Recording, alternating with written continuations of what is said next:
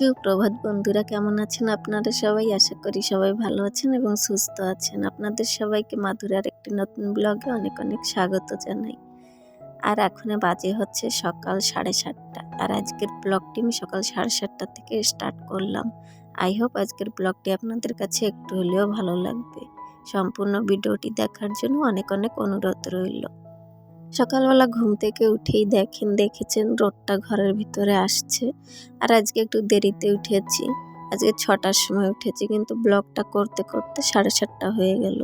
তা আগে ঘুম থেকে উঠে একটু ফ্রেশ হয়ে ঠাকুরকে একটা প্রণাম জানিয়ে যে নিত্য কাম থাকে ওগুলো করে চলে আসলাম। জামা কাপড়গুলো ধুতে দিয়ে দিয়েছি, ওদিকে ধুতে থাক আর এদিকে আমি গ্যাসটা পুছে নেব। আর প্রত্যেক দিনের মতন সকালবেলায় কাম দিয়ে স্টার্ট করলাম ব্লগটি। আশা করছি ভালো লাগবে। তো চলেন এদিকে গ্যাসটা ভালো করে পুছে নিচ্ছি। আর রাতে একবার পুছে রেখেছিলাম, কিন্তু সকালবেলা তাও একবার পুছিয়ে নিই। কেন বলুন তো, এটা প্রত্যেক দিনের কাজ হয়ে গিয়েছে, এটা না করলে আর ভালো লাগে না, যতই পোছা থাক না কেন। তারপর চলে আসলাম, দেখেন রাতের বাসনগুলো সমস্ত মেজে নিয়ে চলে এসেছি। ওগুলো সব কিছু জায়গায় রেখে দেবো। আর আজকে প্রচুর কাম রয়েছে, তো একটু বুদ্ধি খাটিয়ে কামগুলো করতে হবে, না করলে হবে না। এদিকে বাচ্চাটাও আমার ছোট, আপনারা তো জানেনই, ওকে নিয়ে কিছুই হয় না। তো ঘুমাতে ঘুমাতেই আমি সমস্ত কাম সেরে ফেলতে চাই। তো এদিকে বাসনটা জায়গায় রেখে দিয়েছি, আর ওদিকে জামা কাপড় ধুতে দিয়েছি। ওগুলো ধোয়া কমপ্লিট হয়ে গেলে ওগুলো নেড়ে দিয়ে আসবো, তার মধ্যে বাদ বাকি যা কাম ওগুলোও সেরে ফেলবো। আর আজকে না অনেকই জামা কাপড় ছিল বলে মেশিনে দিয়ে দিয়েছি। আর আজকে সকালবেলা যা সব ডাস্টিংয়ের কাম রয়েছে ওগুলো সেরে ফেলবো। তো ভাবলাম যে টেবিলের উপর থেকে দেখেন এই যে কাপ স্ট্যান্ডটা, এটা এখান থেকে সরিয়ে দিয়েছি, এখানে রেখে দিচ্ছি। এটার কারণ না, ছেলেটা প্রত্যেক দিন টেবিলের উপরে ওঠার চেষ্টা করে এগুলো নামানোর জন্য। তো ওর জন্য তো ভাবি কখন পড়ে যায় কি না, তার জন্য তো এখানে রেখে দিলাম, ওখান থেকে সরিয়ে দিয়েছি। তো এখন থেকে এখানেই থাকবে। আর এটার ওয়েট অনেকই, তার জন্য তো দেখেন এখানে সাথে সাথে প্লেট স্ট্যান্ডটাকেও রেখে দিয়েছি। আর এই যে টেবিলটার উপরের আর অবস্থা নেই, সমস্ত কিছু ভালো করে একটু সকালবেলা যে ডাস্টিংয়ের কাম থাকে ওটাই সেরে ফেলবো। আর দেখবেন প্রত্যেক দিন একটু একটু করে কিছু কিছু কাম করে রাখলে না, তাহলে নিজেরই সুবিধা হয় কাম করতে। একবারে যে ডিপ ক্লিনটার সমস্যা ওটা আর আসে না সহজে। জন্যতে প্রত্যেক দিন সকালে একটু একটু করে ডাস্টিংয়ের কামটা সেরে ফেলি, তা আমারই সুবিধা হয়। তো চলেন এদিকে আমার টেবিলটা পোছা কমপ্লিট, এখন ফ্রিজটাও একটু পুছে ফেলবো। আর যেমন আমরা বেডরুম প্রত্যেক দিন একটু একটু করে ডাস্টিংয়ের কাম করি, তেমন আমি রান্নাঘর বলুন, আমার গেস্ট রুম বলুন, সমস্ত কিছু একটু একটু করে প্রত্যেক দিন পোছাপুছিটা সেরে ফেলি।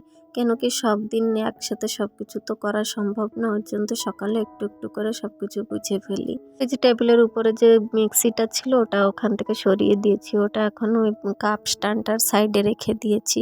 ওখানে না মিক্সিতে মিক্সিং করতে গেলে সব তলে পড়ে যাচ্ছিল, ওর জন্য তো ওখান থেকে সরিয়ে দিলাম। আর ওখানে রাখার জায়গা না, তাহলে ওখানে বোর্ডটা খালি ফেলানো ছিল বলে ওখানে রেখে দিয়েছিলাম। তো ভাবলাম যে এখন ওখান থেকে সরিয়ে দিই, না হলে অত অসুবিধা হচ্ছে, দুদিন পর পর টেবিলটা ভালো করে পুছতে হয়, না হলে না সে মিক্সার যে বাটিটার ভিতরে যা কিছু দিলে সব কিছু বেয়ে বেয়ে পড়ে যায়। আর ওটা না পোছাপুছি করলে হয় না। তো প্রত্যেক দিন পুছে দিই, কিন্তু ওর একটা দাগ তো থেকে যায়, তার জন্য তো ওখান থেকে সরিয়ে দিয়েছি। এদিকে দেখেন ফ্রিজটার ভিতরে কেমন যেন একটু দাগ দাগ হয়েছিল, জল এটা ওটা রাখতাম তো ওর জন্যতে। তো দেখলাম যে কেমন যেন একটু দাগ দাগ হচ্ছে না, তো একটু ভিম জেল আর একটু জল দিয়ে ভালো করে পুছে ফেললাম, তাহলে না ফ্রিজের মধ্যে একটা ভালো স্মেল করে। তো আপনারা যেদিন ফ্রিজ ডিপ ক্লিন করবেন তাহলে একটা পেস্ট তৈরি করে নেবেন, যেটা আমি করে থাকি। যেমন একটু ভিম জেল, একটু লেবু আর একটু সোডা দিয়ে একটা পেস্ট তৈরি করবেন, করে ফ্রিজটা পরিষ্কার করবেন, দেখবেন এত সুন্দর পরিষ্কার হয় যে ফ্রিজটার মধ্যে একটা স্মেল থাকে কেমন, ওটা থাকে না।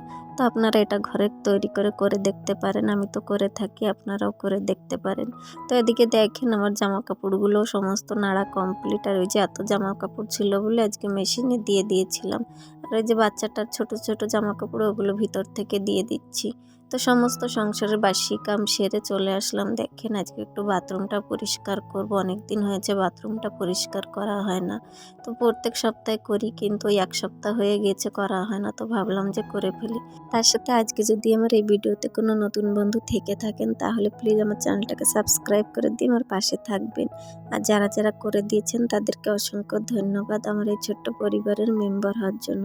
আর চাইলে একটা লাইক কমেন্ট করে দিতে পারেন, আর সাথে ভিডিওটাকে শেয়ারও আপনারাও করতে পারেন। আপনাদের একটা লাইক কমেন্ট আমাকে ভিডিও বানাতে আর একটু মোটিভেট করে। তো চলেন এদিকে দেখেন এই যে এই ড্রামটাও আজকে পরিষ্কার করেছি। অনেকদিন হয়েছিল ড্রামটাও পরিষ্কার করা হয় না, তো অত একটা ভালো করে না করতে পারিনি। ওর ভিতর থেকে কেমন যেন একটা লালচে লালচে ভাবটা এখনো রয়ে গিয়েছে। অনেক চেষ্টা করেছি কিন্তু হাতই যায় না অত নিচে। তাও যেমন সেমন করে পরিষ্কার করলাম, করে বাইরে পাতিয়ে দিলাম। এখন আর ভিতরে পাতবো না। ভিতরে না ড্রামটার কারণে জায়গাই হয় না, অল্প একটু জায়গা হয়েছে। ভিতরে বেশি বড় বাথরুম তো না, দেখতে পাচ্ছেন। পর্যন্ত বাইরে রেখে দিয়েছি। তো ওদিকে জল ভরছি আর এদিকে আমি বাথরুমটা পরিষ্কার করব। বাথরুমের সমস্ত কিছুই আজকে পরিষ্কার করলাম।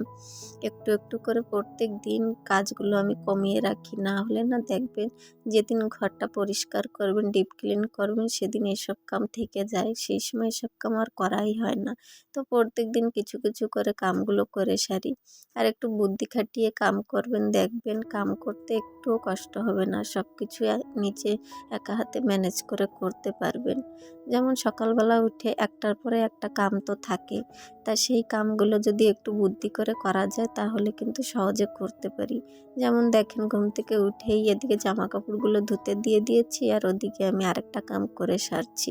কখনো ভাতটা তুলে দিয়ে আরেকটা কিছু করে নেওয়া যায়, এমন করে করেই কাম করি। এই যে আশিবাসি সেরে চলে আসলাম, দেখেন বাথরুমটা পরিষ্কার করতে। আগেই যদি বাথরুম পরিষ্কার করতে আসতাম আশিবাসিটা থেকে যেত। তার জন্য তো একটার পরে একটা কাম করতে গেলে বুদ্ধি করে করলে খুব সহজেই কামগুলো করা যায়। এইভাবে সংসারের প্রতিটা কাম আমি করি বলে সংসারের কাজগুলো পরিপাটিভাবে করতে পারি আর করতে আমার সহজও হয়। তো চলেন এদিকে দেখেন বাথরুমটা অনেক দিন হয়েছিল ক্লিন করা হয় না বলে দেখেন একটু শ্যাদলা শ্যাদলা হয়েছে। তো হাত দিয়ে ভালো করে ঘষে দিচ্ছি, একটা তারের খোসা নিয়েছি ঘষতে। আর এসব কাম করতে গেলে দেখবেন হাতে একটু সময় নিয়ে করতে হয়। তো আগেই একবার দেখেন বাথরুমটা যখন শুকনো ছিল তখন একবার এমন করে এই যে ব্লিচিং এর জেলটা থাকে ওটা দিয়ে দিচ্ছি দেখেন। আর এটা না এত সুন্দর একটা জেল, এটা এখন আর ব্লিচিং পাউডারটা দরকার হয় না। এটা দিলে না কেমন যেন একটা গেজা গেজা ফর্ম হয়ে এটা পুরো ক্লিন করে দেয়। তো এটা দিয়েই আমি পরিষ্কার করি। আগে একবার দিয়েছিলাম তো দেখলাম যে ওয়ালেও রয়েছে কিরম যেন কালো কালো স্পটগুলো রয়ে গিয়েছে, তো আবার একটু ভালো করে দিয়ে ঘষে দিচ্ছি। এটা শুকনো জায়গা দিলে ভালো হয়। তো এটা আমাদের এখানে পাওয়া যায়, আমাদের এখান থেকে আমরা কিনে নিয়ে আসি। তো অনেক দিনই এনেছিলাম আর প্রত্যেক দিন তো দরকার পড়ে না, এসব মাঝে মধ্যেই দরকার পড়ে। তো চলেন এদিকে দেখেন আমার এই সাইডটা তো পরিষ্কার কমপ্লিট। এখন ওই যে সামনের ওটুক বাকি আছে, ওটুক করলে হয়ে যায়। আর টয়লেটটা আমি পরে আরেকদিন পরিষ্কার করব, এখন না হাতে সময়ও নেই। বাচ্চাটা যেতে উঠে যাবে, ওর জন্য খালি বাথরুমটাই পরিষ্কার করলাম। তো এদিকে দেখেন এদিকে পরিষ্কার করে একবারে পাইপটাও মেরে দিচ্ছি। পাইপটা মারলে জলটা শুকিয়ে যাবে। আর এখানে যখন আমার জামা কাপড় কাচা সব কিছু হয়ে গিয়েছে, তো এখন আর কোনো কাম নেই বাথরুমে। এখন খালি স্নানটা করলে হয়ে যায়। দেখেন এই প্লে পরিষ্কার করেছি আর কত সুন্দর পরিষ্কার হয়েছে, তো আপনাদের একটু ঘুরিয়ে দেখিয়ে দিলাম। আর এই যে আমাদের না বোরিংয়ে কি হয়েছে, জল উঠতে যাচ্ছে না, তো অতটুকু জল ভরতে পেরেছি। আর প্রত্যেক দিন আমাদের 2 ফ্যামিলিতে জল নিই, তো ওর জন্য তো অত একটা জল এখনো উঠছে না। এই গরমের দিনটা আসলে এই সমস্যাটা দেখা দিচ্ছে। তো ওই যে দেখেন সেদিন যে মেলা থেকে কাপগুলো নিয়ে আসছিলাম, তো ওগুলো আর রাখার সময়ও পাইনি আর রাখাও হচ্ছিল না। তো ভাবলাম যে সামনেই রেখে দিই। তো সামনে এই যে দেখেন এই জায়গাটা খালি ছিল, এই জায়গাটাতে রেখে দিলাম। আর ওই যে আগে কাপগুলো এনেছিলাম ওগুলো ওই যে ওখান থেকে 2 কাপগুলো ওখান থেকেই রেখে দিয়েছি। এখন দেখতে সুন্দর দেখাচ্ছে। আর এই যে চলে আসলাম রান্না করতে। আর সকালেই আজকে করছি ভাত। সকালবেলার টাইমে ভাতই করছি। কেন বলুন তো, এখন না যা রোদ ওঠে সকালবেলা রান্না করে তুলে দুপুরেও হয়ে যায় একবারে। তো দুপুরে এখন খাই আর যা থাকে দুপুরে যা তরকারি থাকে ওর সাথে আরেকটু কিছু রান্না করে খেয়ে নিই। আজকে এখানে রান্না করছি আমি পুঁই শাক দিয়ে, বেগুন দিয়ে, আলু দিয়ে আর এখানে একটা কলা দিয়েছি, এসব দিয়ে রান্না করছি। আর ছিল নিরামিষই রান্না হচ্ছে আজকে। আজকে আর কিছু মাছ মাংস কিছুই না। আর এই গরমের দিন যতই মাছ মাংস না খাবেন তত ভালো। যত হালকা খাদ্য খেতে পারবেন ততই ভালো। তো এখানে ভাতে দেখেন এই সাইডে ভাত তুলে দিয়েছিলাম, ও সাইডে নিয়ে গেলাম, এই সাইডে আবার এই যে তরকারি তুলে দিয়েছি। ভাবলাম যে একটা চুলো মিট যাবে কেন, ওর জন্য ওতে 2 চুলোতে করে নিচ্ছি। এমনই মাঝে সাঝে একটু বুদ্ধি করে করে কাম করি। কেন কি দাঁড়িয়ে থাকলে দাঁড়িয়ে থাকা যায়, আর কাম করলে কাম করতেই হয়। তো এদিকে দেখেন 2 চুলোতে ভাত তরকারি দুটোই হয়ে গেল আমার। আমার, আর টাইমটাও আমার বেঁচে গেল।